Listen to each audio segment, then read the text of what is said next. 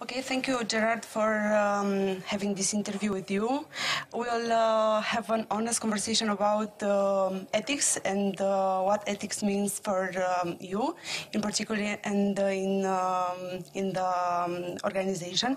So, my first question would be: could you give us an example on how ethics help you in everyday life in Provident as CEO? Okay, well, I suppose the thing about ethics is that when ethics is part of your DNA, so it's part of how you do business, actually you're never really conscious that you're doing something ethically, because the way you think and the way you make decisions includes an ethical base. So, to be honest, it would be difficult for me to give you an example of I made an ethical decision today, but what I can tell you is that whenever I think about what decisions I have to make and how I make them, I always try to be fair, impartial. I try to make sure that it's in the interest of the customer and of the business, and that I don't bring any personal bias to it. So it's just part of how I think rather than a process I go through. Okay, so how do you think that business ethics will produce the change in Provident after the implementation of the program, if any improvement we expect to see after that? Well, I'm hoping we're going to see changes because we spent a lot of time trying to build the ethics program. It is digital so that people can access it whenever they want. It is very intuitive, so people go on, they do a test. There are lots of ways to learn through that. And the examples that we've used in the questions are very real and relevant to everybody who will take these tests. Now, what I'm hoping for is that with more than 7,000 employees and 31,000 agents, that what we're going to do is we're going to be able to touch a lot more people with how we think we should run the business than we would otherwise be able to do. So my expectation is that when people come across difficult decisions, once they've done the ethics program, they'll be able to remember things that they learned through that program, and it will help them to come to the right decision. And you know, the toughest decisions are the ones when you think nobody's watching you. And then you could go this way or you could go that way. The good thing about the ethics program is it teaches you that if you get the right framework in place, you never have to worry about whether somebody is monitoring you or not, because instinctively you'll want to make the right decision. So it's about how someone was used to say that do the right thing when no one's watching. Exactly. That's the perfect answer.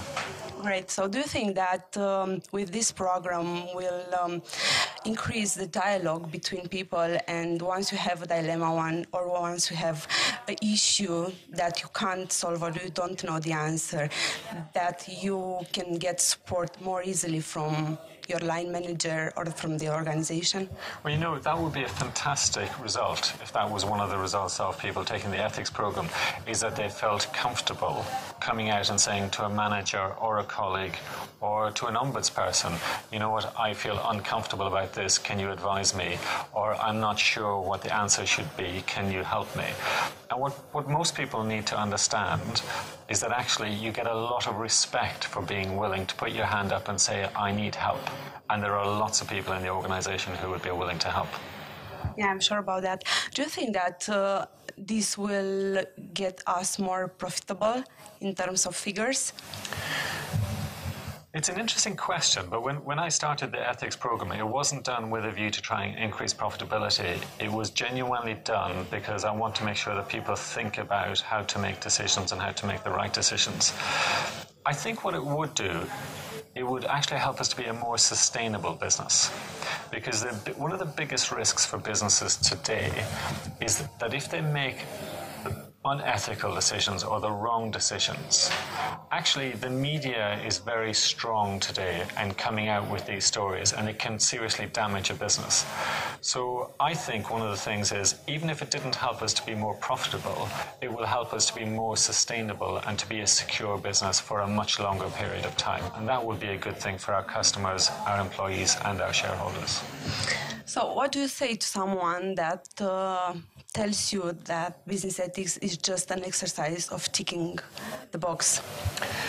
I'd be really worried about that person, if I'm honest. I would be really worried, because I think when you go through the examples that we've provided, even in some of those examples, for most people, there won't be an absolutely right or wrong answer. So there is something to learn for all of us in this.